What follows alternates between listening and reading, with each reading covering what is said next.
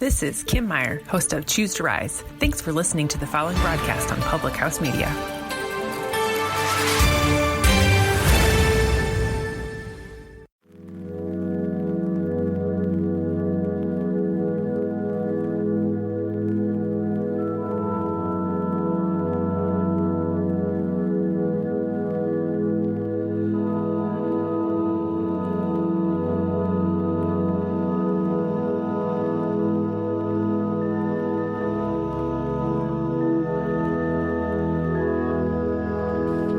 So I'm here with TerryJosiah. Thank you so much for being here today with me. Yeah. So the theme for this month is Change Your World, and you're somebody that I know has just made a lot of change within themselves and in turn has made change around them. And I think that's, a perfect example of what this month's theme is all about. Sure. But before we dive into all of that, we're going to just start with the easy stuff. Awesome. Where are you from? I'm from San Diego. San Diego. Yeah, originally. Okay. Yeah, and did you live there your whole life until you got to Colorado? No, I lived there till 18. So when I was younger, I kind of moved around a whole lot, but I say I was established in San Diego around 4th grade, 5th grade. And then at 18, I just turned 18 September 8th, and was getting ready to go to college and, mentally preparing for it. FUBU was really hot back then. I don't know if you know FUBU. It's a clothing brand, right? Yeah. Yep. I remember it. They were really popular back then, and so my understanding was, all right, if these guys can do it, and it stood for Us By Us. Mm-hmm. 4 black brothers from New York created their clothing line and it became really popular. So my mindset was, awesome, they could do it in New York, then one guy could do it in California. So I thought that I was going to go to FITM, which is Fashion Institute Design and Merchandising School. Mm-hmm. So I was kind of preparing for that, and then I turned 18 September 8th, 2001, and then 3 days later, 9/11 happened, wow. September 11th, and I felt okay, well, if people are trying to sabotage our freedoms, maybe it's my job or, collectively the nation's job to stop that, to combat it. So 6 days after 9/11, I joined the military, and 9/17, I was lining up for in-processing. Wow. And then the military kind of took me, all over the world, Europe, and then my last duty station was in Texas, so I was in Texas for a little while. Then I got out and decided to stay there and go to school there. So I graduated from the University of UTEP and moved back to San Diego after I graduated, and 5 years later I moved out here off of some prominent figures in this city. They requested my wife and I to come out and kind of help develop the city in certain aspects with music, which is my lane, and through domestic violence, which is her lane. Mm-hmm. They asked us just to come, see what you guys can do to the city. So we came out one time and they introduced us to a lot of big wig people, and it was just really great, good interaction. Then we went home. We were here for 4 days, went home, and then they called us out again. And basically they called us out 4 times over the span of a year, and we got to see each season. And each time we came, they kept saying, you guys should move here, you guys should move here.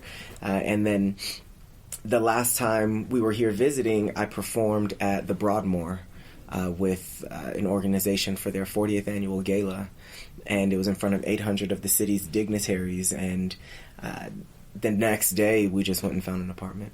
Wow. Yeah. Really random, and just decided to make the move, and we felt like it would be a big leap of faith if we did that, and it was. And anytime you take a big jump, you're going to experience some hardships and some uncomfortableness. Yeah, naturally, right? Naturally, yeah. But we were able to push through, and now I'd like to say that we're thriving in the city, but we're not where I want to be yet.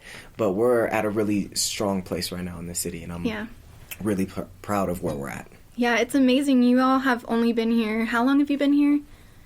2 years. 2 years. Yeah. And it feels like you're everywhere already. You're doing so many things. Both of you are just so involved in the community. Yeah. I think that's what's really special about what we did in San Diego is we were just involved, but we had to have more of that California hustle because San Diego's 8th largest city in the country, and everybody's hustling, everybody's moving, and we felt like, okay, let's just take that same mentality and bring it here to Colorado Springs, and let's see what happens. And she hustles in her way, I hustle in my way, and a lot of times people don't know that we're together, you know, like, especially because we recently got married, so it's just, oh, my fiance or my girlfriend, you know, things like that. And once people started recognizing that we were each other's spouses, they're like, wait a minute, I've seen her all over the place, you know, and then they're like, wait, no, I've seen him in all the music venues, and, you know, and it becomes like this really special thing that people are like, yo, you guys are a power couple. Yeah, power couple alert. I'm not really one to like say stuff like that, you know, but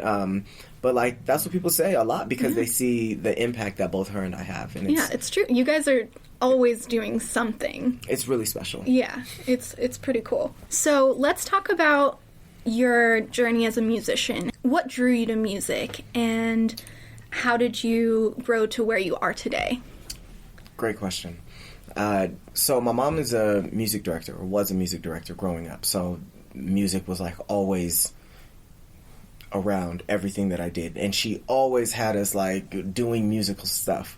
So even when we were younger, we were like the only kids in the hood singing The Sound of Music and, you know, like old school songs, Mary Poppins. And I didn't realize at the time that she was teaching us music theory, like the essence of the foundation blocks for speaking the language of music.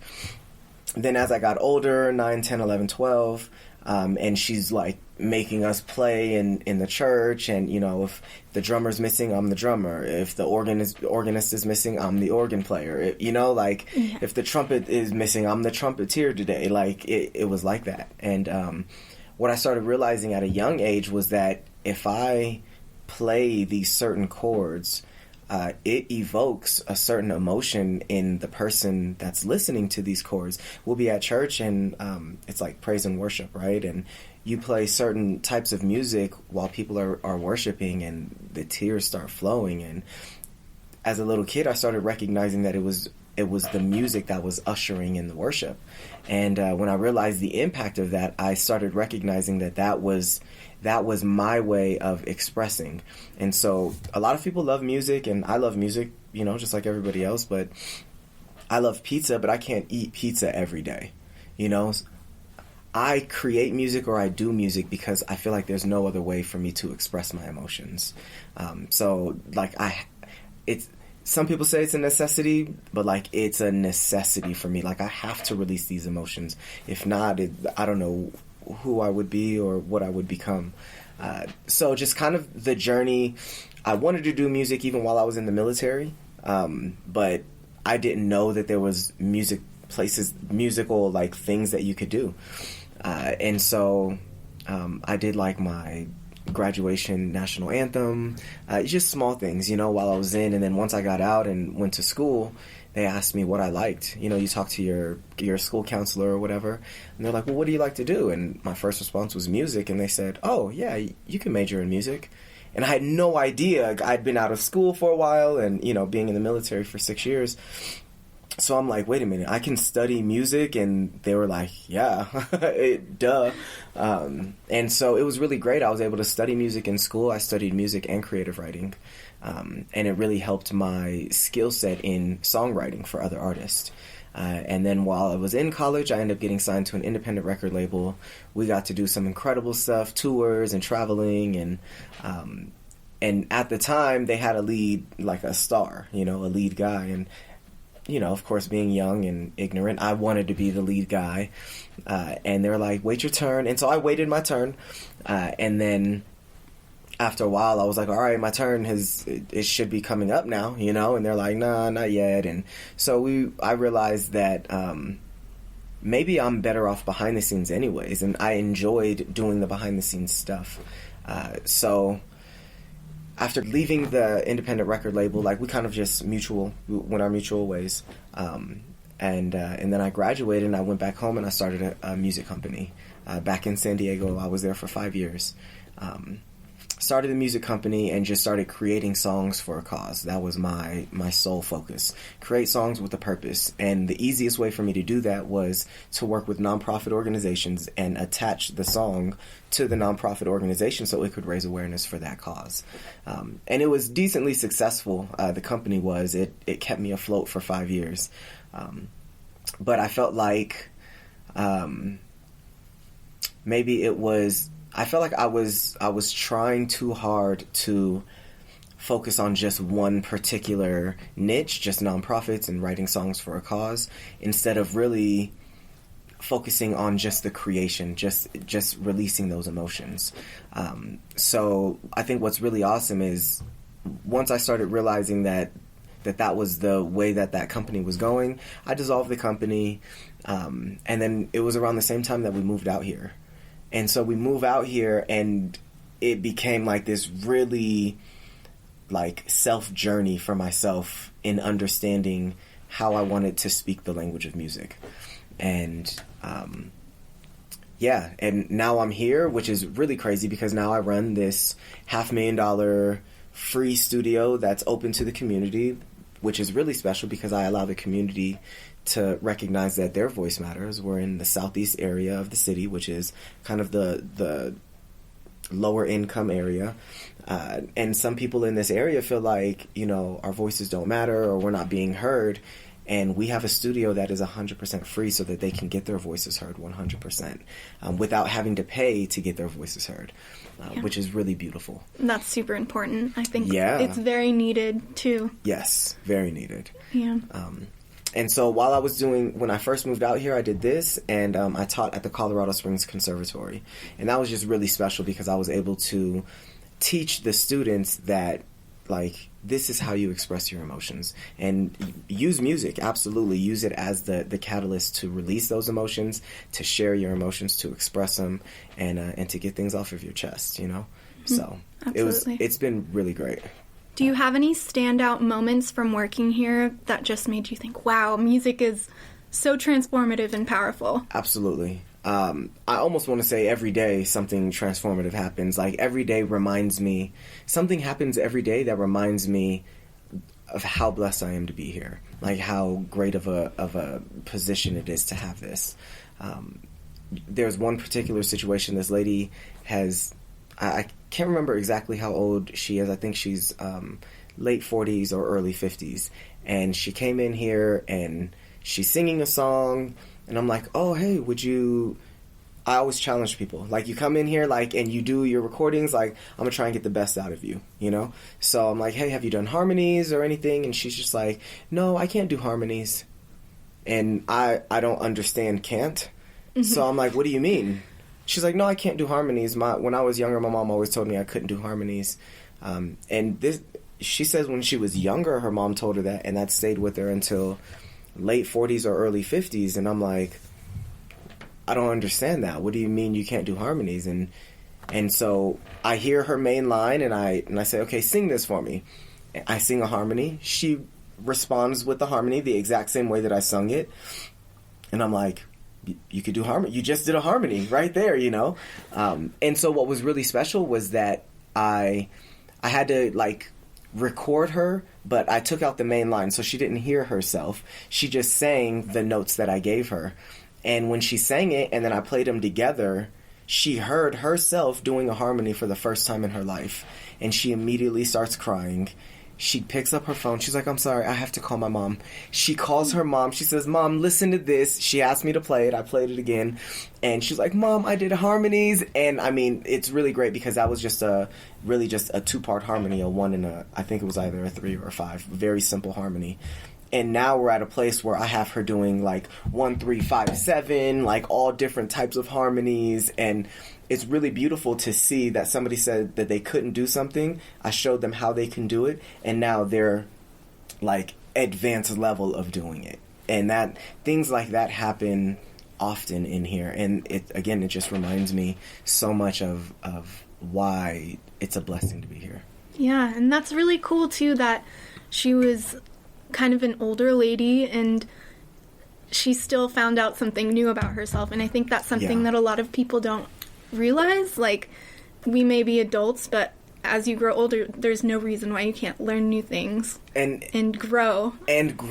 I tell people all the time, like, please don't think that I'm better than you at music or anything. People come in and they get intimidated. They see a full studio and they're just like, oh no, people are going to judge me or whatever. And I'm like, listen, don't think that I'm better than you. If you want to think anything, think that I'm just a little bit more efficient, because I've been doing it for a long time, and so I know how to do certain things a little bit faster. You could do it, it'll just take you a little bit longer to do it because you haven't done it before. And I think that really gets a lot of people at ease, at a place of ease, because they don't feel judged. They feel like they can come in here, mess up the words, mess up the harmonies, mess up everything, and they can just keep going and still release those emotions. And I'm going to do my best to make sure that they get it right, one, so that it's going to sound good on the back end, but also that they have a good time while doing it and that they're not feeling judged when they do it. And it's really special. Yeah, that is really amazing. Okay, so let's talk about mindfulness in the studio and how you've used music in your time. Would you say you're a producer? Is that what you would call yourself? Yeah, an executive producer. Yeah. So how your time as a producer has helped you gain mindfulness? Absolutely. I feel like music is emotions. It's our emotions in sound. And I believe that mindfulness is really just being able to focus, like self-focus, understanding who you are, being mindful of who you are, recognition. And you can't have recognition if you're focused on you can't have recognition of self if you're focused on everything else. So I always think the first step to mindfulness is just breathing, the inhale and the exhale. And when you inhale and exhale, when you exhale the BS, right? That's like a saying, exhale the bull. So when you exhale, I see that exhale in kind of a two-way thing. One, that exhale is you exhale the bullet, right? Just in and out. But two, the exhale is that musical release. And so when you come into the studio, a lot of people, I don't know if this is okay to say, but like your mom, right?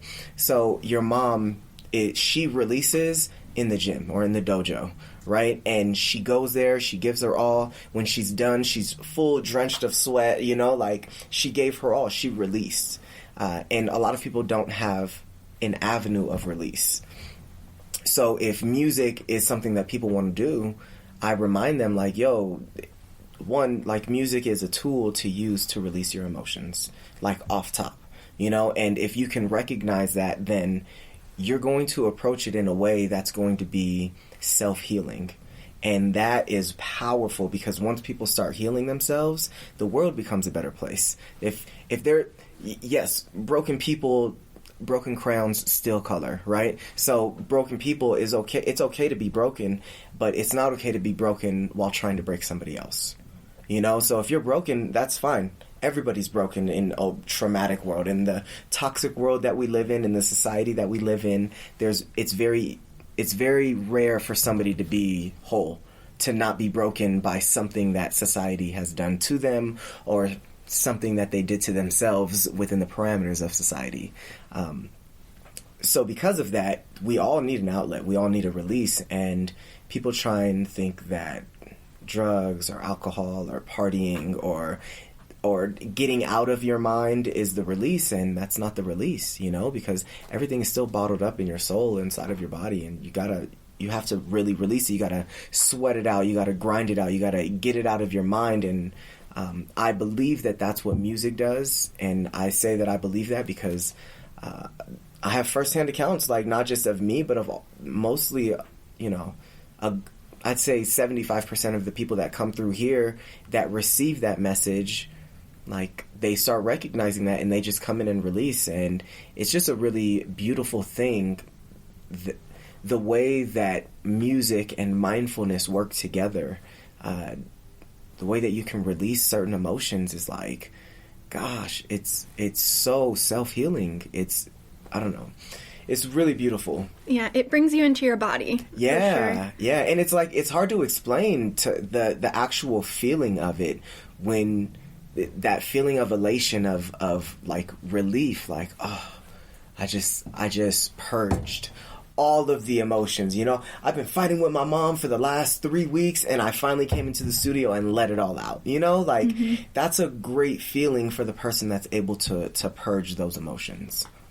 Yeah, absolutely. That's a really powerful thing. And Yeah. music is something that I've also really leaned on in my life. So I could just imagine being the person to help others create music. Yeah. That's such a cool, special thing.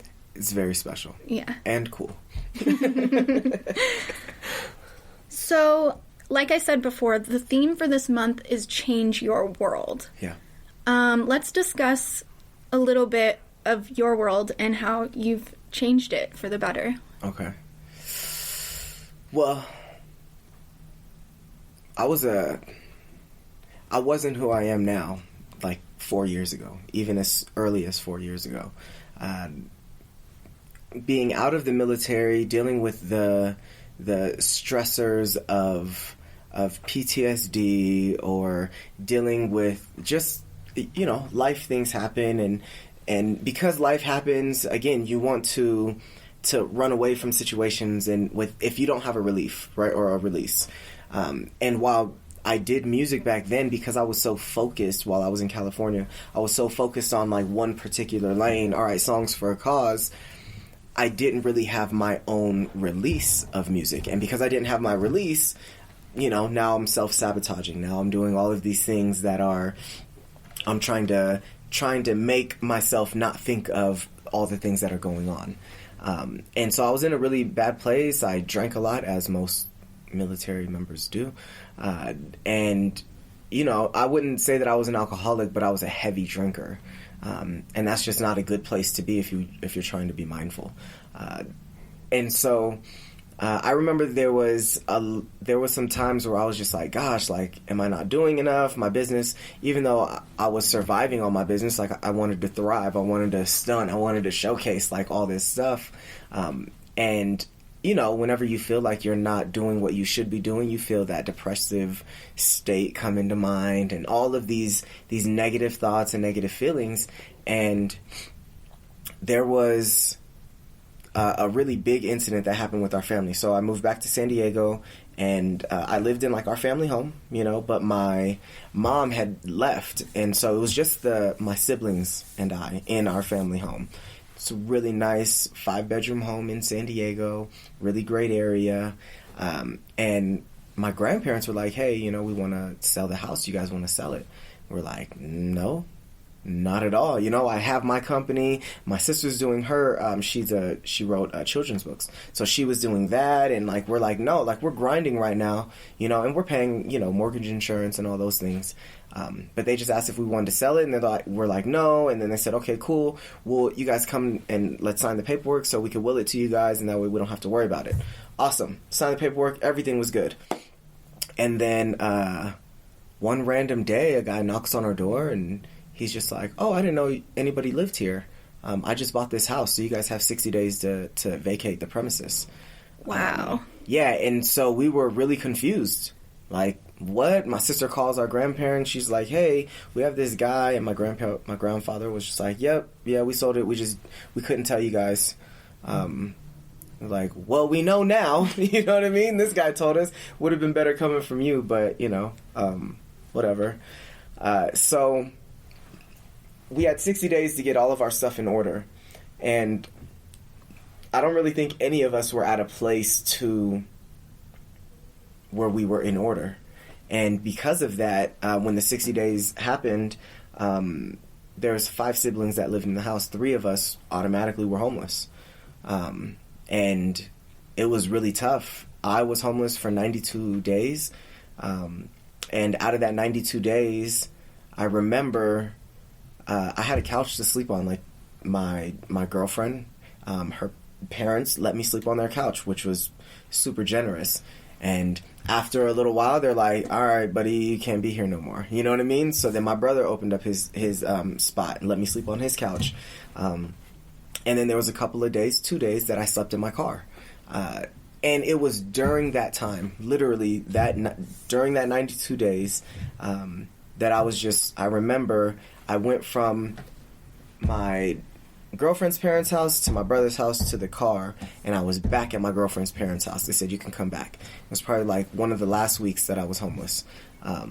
And I remember sitting on their couch. It was right before I was going to bed, and I had this thought of, gosh, like, why is this happening to me? Blah, blah, blah. Like, feeling sorry for myself, that whole thing. And I sat up. I was laying down, and I sat up. And I just started thinking about it. I was like, wait a minute. Like, right down the street in San Diego, there's a bad homeless population. And I'm like, there's homeless people, but they don't have a car to sleep in. They don't have somebody's couch to sleep on. They don't have multiple people's couches to sleep on. And from that moment, I told myself, focus on something that you are grateful for. Like, literally be grateful for everything that you have and stop being ungrateful for the things you don't have. You know, whatever you do have is going to multiply. Whatever you don't have is, if it comes to you, awesome. If it doesn't, then you're not missing it, because I'm not worried about it. I'm only grateful for the things that I have. And this is literally today, 1,550 days ago, that I sat up and had that thought. And so since then, I have been extremely intentional about focusing on what I am grateful for. And I have like this little mantra that I say with that. And it's just it's a really powerful thing. And so if you think about it, 1,550 days ago is 4 years. Yeah. You know? So 4 years ago, I was homeless, and last January, which is a year ago, I bought my first house. And that's crazy. That's the amount of time that passed. Exactly. Like, it's a very short amount of time to grow from homeless to homeowner. Mm-hmm. And like, I think the crazy thing is, I didn't buy just a regular house. I bought a house that was bigger than my 5-bedroom house in San Diego. Like, bigger in size and in bedrooms. Like, I have a 6-bedroom house. Mm-hmm. And to see that, like, oh, I focus on mindfulness and gratitude every single day now, even more so because I see the benefits of it. Like, oh my gosh, like, if I had nothing and was grateful for nothing, and now I have a 6-bedroom house and I'm grateful for the 6-bedroom house, where am I going to be at in 5 years from now? Mm-hmm. Like, it's a really special thing. And to recognize that it's from being mindful, it's from being focused on the things that I have, that I feel like that even led me to managing the studio. Yeah, absolutely. So it's incredible how just recognizing our everyday lives and the good things that we have, even if they seem, run-of-the-mill normal. Yep. It's a game changer. Yeah. For sure. It's wild. Things that are so normal for us are major luxuries for somebody else. Yeah, absolutely. Things that we're struggling with are, somebody is dreaming to have a little bit of that struggle. Mm-hmm. And I think that just focusing on that, recognizing that, understanding that there's always going to be somebody that has more, and there's always going to be some, like, way more, and there's always going to be somebody that has way less. Like, never get too high or too low on, I can't get too high or too low on myself. I have to just kind of stay balanced, and that's what's really helped me. Yeah. So do you have any advice for people who are just starting out and they want to make that change in their life? Yeah, absolutely. So the first thing that I started doing was writing a personal mantra, something that I can tell myself every day that I believe in and that is significant to me. And so I wrote out, my day begins and ends with gratitude. My mind, body, and soul sing in harmony and live in balance. I live in a loving universe that responds to me. Wealth flows and my actions create constant prosperity. I am aligned with the energies of abundance and peace. Nothing can stop me, not even me, because my day begins and ends with gratitude. And writing that out and saying that, again, 1,550 days consecutively, and I say it multiple times a day. Like, I don't say it just once. Like, if I'm getting into a little tit for tat, or somebody has like a little riff with me or something, like, before I allow my emotions to take over, because we're all emotional beings and there's nothing wrong with expressing our emotions. We just want to make sure that we express them in a way that's not going to hurt somebody else. So before I allow myself to get there, all right, excuse me, give me a minute. I'll walk away, say that mantra, and then I'm coming back and my mind is like clear obviously now after, 1,500 plus days, I can say it and like I can get myself into that state of mindfulness and that conscious state of I can approach you with love and kindness versus approaching you in an emotional way that now I'm going to attack your character. Anybody that's starting off, I would say understand who you are and the words that are going to vibrate with your soul. Once you understand that, write words out, write a little mantra, and just practice that mantra every day. And that's the only way. Like, people don't recognize how powerful our words are. It's really wild. If, just like this lady that I was talking about, right? She's late 40s, early 50s, but when she was a little kid, her mom said, you can't do harmonies. You can't do harmonies, you can't do harmonies, you can't do harmonies. If somebody tells you every day that you can't do harmonies, you're never going to do harmonies. You're never going to believe that you can. And so if somebody tells you that, but if you tell yourself, if you just write in your little mantra, I could do harmonies, I could do harmonies, I could do harmonies, you're going to be the harmony king or harmony queen of the world, like just because you know that that's you. And of course you're going to say those and then you're going to work on them to build it up and to strengthen it. But like once you start telling yourself something, I heard this thing that my wife said, and she said, all it takes is one person to believe in you. Just one person. And me, I love that idea. I believe that one person could be you.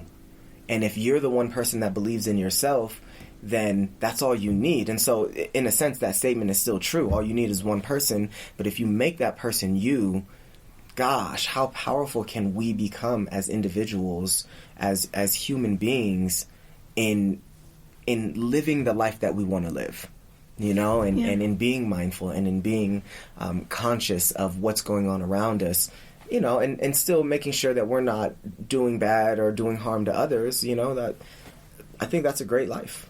Yeah, absolutely. And I think that daily mantra, it's a great way to rewire the stories we tell ourselves because like that woman you mentioned, she had one phrase at one point in her life and it stuck with her all the way into her 40s or 50s. Yep. And so when we have those little moments of reassurance to ourselves, like, I can do this, I can do this, I can do this, it rewires your brain. And there's scientific evidence behind that as well. Scientific evidence. Yeah. Exactly. And it's amazing. It's so powerful, and I wish more people knew how incredibly transformative it can be to just rewire the way you phrase things to yourself. Yeah. Yep. Speak kinder words to yourself. Yeah. You know how many people self-sabotage? Just damage themselves because it's what they know, it's what they're... what I don't like is that our society, it uses that to its advantage to really damage individuals. So, like... right now, a popular thing, it's really wild to me, a popular thing that people say to themselves when something's funny, oh my gosh, I'm dead. Like, no. And people say that around me, I'm like, what do you mean you're full of life? Like, and that's my response to them because we are full of life. But the words that we use, regardless of the context, the words are still powerful words. Mm-hmm. There was a study by Dr. Nakamoto, I can't remember his last name right now, but he wrote this book on it, The Power of Water, and I can't remember if that was the name of the book either. Anyways, so he wrote this book about doing this scientific research on water. He would say a word to water, and he would freeze the water the moment he spoke the word. He would say words like ugly, hate, deceit, all these ugly words, and the water would be like little blobs. It'd be the ice crystals would be like little blobs, unformed, things like that. But then he would say words like love, peace, harmony, joy, and the water, when it froze, it would be like beautiful snowflakes. And so then you see that scientific research, and then you remember from our own science classes being, in school, in high school, our bodies are made of 70% water, right? So if you correlate those two together, imagine when you say words to yourself that are damaging, it's putting your water in this like uncomfortable position. The water in your body is like in this uncomfortable type of state. you start speaking good words, it becomes calm, cool, maybe even forms ice crystals if it gets cold enough, you know? So it's really wild to think that scientifically we can prove that speaking kinder words to ourselves, speaking life to ourselves is beneficial for our overall health. And yet people don't think that, or people don't believe it, or people don't even practice it because it's not a common practice amongst today's toxic society. Yeah. And do you have any thoughts on how we can kind of reframe things as a society and maybe build up more of a culture of being kinder to ourselves? Do you see that building up currently? I do, and I see that because part of what I'm doing is trying to build that, is trying to have, like in music, right? So the music now isn't just cause-based. Now the music is society-based. And so we're actually releasing a song on March 30th called More Than Beauty. So people can get past the external, you know, like stop focusing on what people are saying beauty is. And once we start looking at who we truly are on the inside, because this little container, right, like all our bodies is containers for the soul. That's it. It's like a Tupperware that's holding a piece of chicken. You know what I mean? Like, You're not eating the Tupperware. You're not looking at the Tupperware. You want the chicken that's on the inside, you know, or slice of pizza or whatever is inside the Tupperware that you like. But people aren't seeing what's inside. People are seeing the Tupperware and thinking, oh, this is so amazing. This is so great. You got the best Tupperware out here. But, like, the food inside is moldy and it's bad. And so I think now, because that's like a large bulk of our society, it's important that the music that I release is countering societal norm. And that's the societal norm. So this song that we're working on, it's with a high school student too. She's a 17-year-old high school student. This is going to be her first song release, and it's really special in a lot of ways. But more so because we have 2 high school kids on this song, and the whole message behind it is you're more than your beauty. You're more than your looks. You're more than this physical facade that you like portraying, you know, and it's really special. So how we can do it is just continuing to spread the message, continually spreading the message of self-worth, you know, reminding people that they're worthy regardless of if they have Jordans or not, you know, reminding them that they're worthy regardless of if they have an iPhone or not. Like, nothing makes us beautiful, nothing makes us worthy other than the value of our soul, the value of who we are, and the value that we're able to provide other people. Yeah, absolutely. Do you have any advice for burgeoning musicians? Musicians speak a different language, and because of that, some feel like they're better than other people, right? Because they speak a different language. And with music being kind of a universal language, it's like, oh, I can talk to everybody, you know? And so some have that ego mentality with it. So my first advice for anybody doing music is make sure we drop that. Because just because we speak a language that somebody else doesn't speak doesn't mean that they can't understand us or that we can't understand them.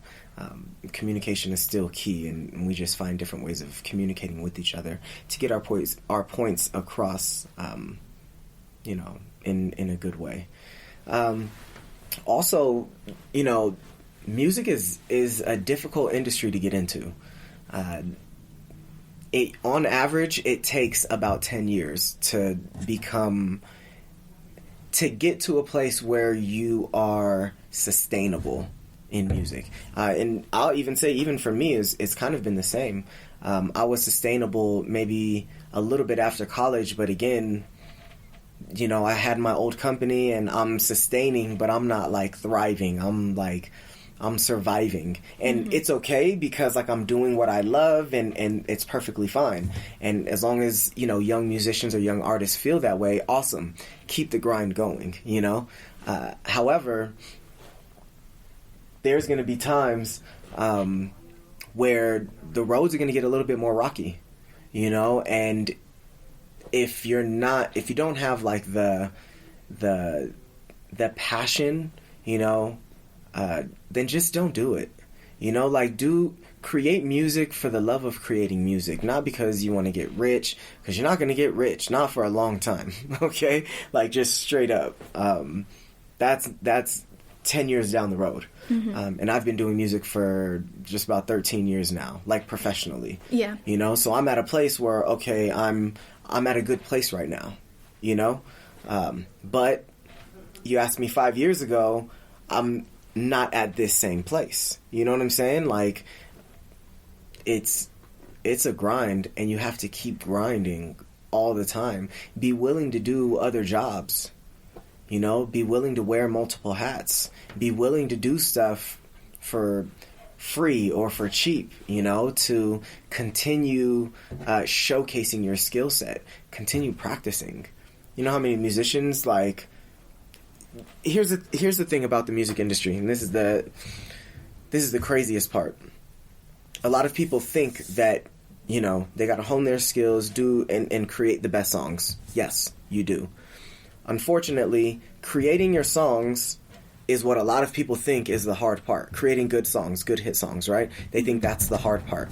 But that's any creation, the creative aspect of it should be the easiest part of what you do with your music. Once you create it, now you have your product. What are you going to do with your product?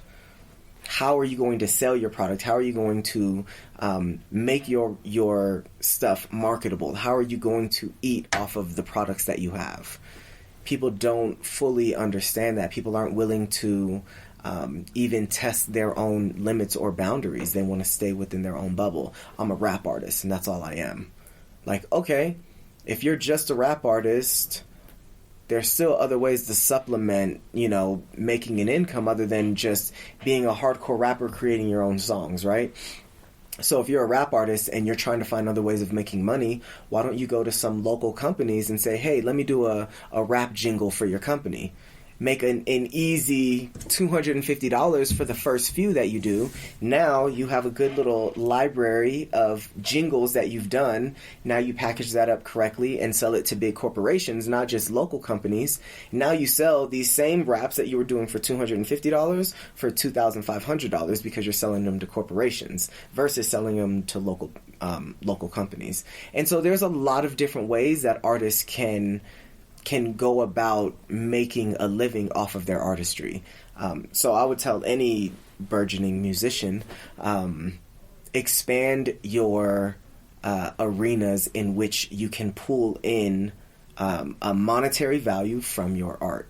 And a lot of people just think one track, just one lane. And there's so many different lanes as a musician. And that's a rapper, right? So if you're a musician, if you play the guitar, you can do a guitar jingle for a company. You know what I mean? You could do a guitar jingle for a corporation. You can do all sorts of stuff. You can go to the radio station and like, hey, let me do your, 92.5. You know what I'm saying? Right. Like things like that, right? And there's a lot of ways that artists can make a living off of their art, off of their creation, but a lot of people think just in this one track mind. And so any young artist, like, understand that the creative part, your product is the easiest part.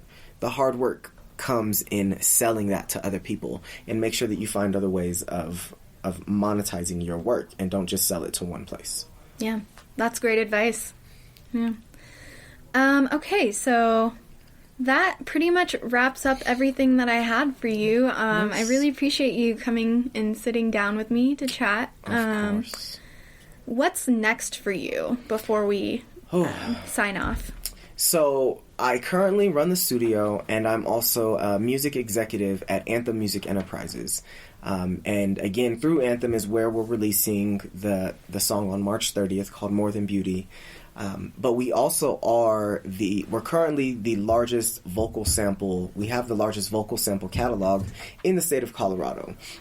And all that means is, if you hear like a song and there's like vocals on the song, there's like producers that come to us for vocals. We have over 1,000 vocals that producers purchase and use a part of their production. And these producers are literally all over the globe. And so in terms of what's next, we have a lot of stuff in the pipeline. We have new venues opening up out here in Colorado Springs and downtown. We have one opening up in May. we're looking at May 1 for the opening, but it could be a little bit later. We have some music coalitions coming together so that we could build a really strong music culture for the city.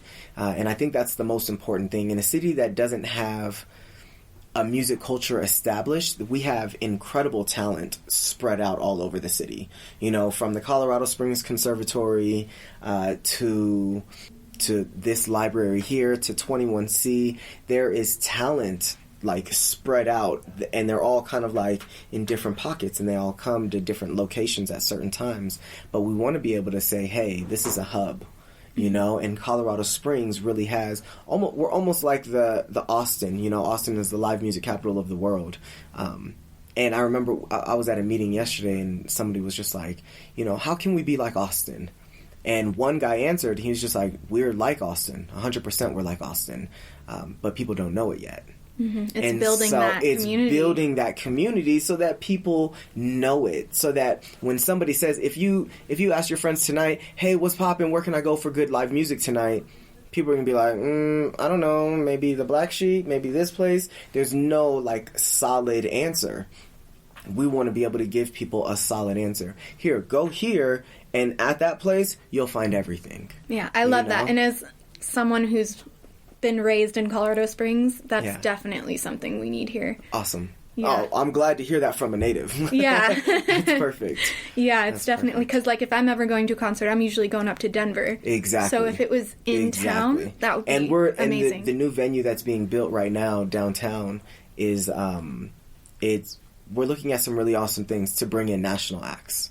So that way people don't have to go up to Denver anymore. They can just stay here in their city. And I'm sure Denver will have... Red Rocks is a great spot to Nothing go to. Nothing can top Red Rocks. Let's not kid ourselves. Yeah, exactly. So you go to Red Rocks for those because they're nice big shows there, you know? Even the Pepsi Center is really great, right? Mm-hmm. But if we could get something really dope at the World Arena, and now at this new venue downtown, it's going to be really even really like nice. Something like the Globe Hall, like in Denver, which is a smaller venue. Yep. If we had something like that in Colorado Springs. And national acts could come through. Right. And so that's what's going to happen downtown this year.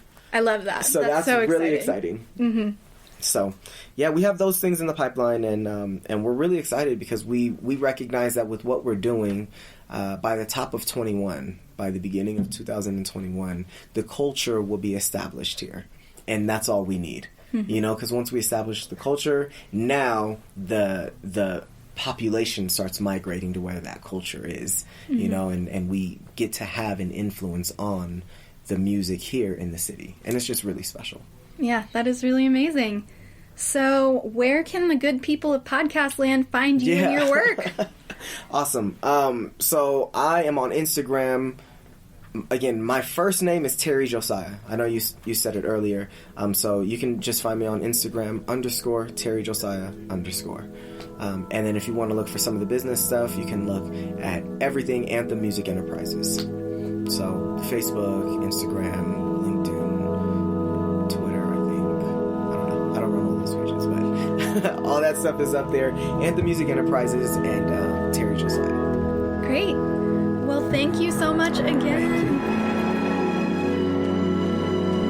Thank you so much for listening to another episode of Stories from Planet Earth. If you have some time, leave us a review, and be sure to subscribe anywhere you listen to podcasts.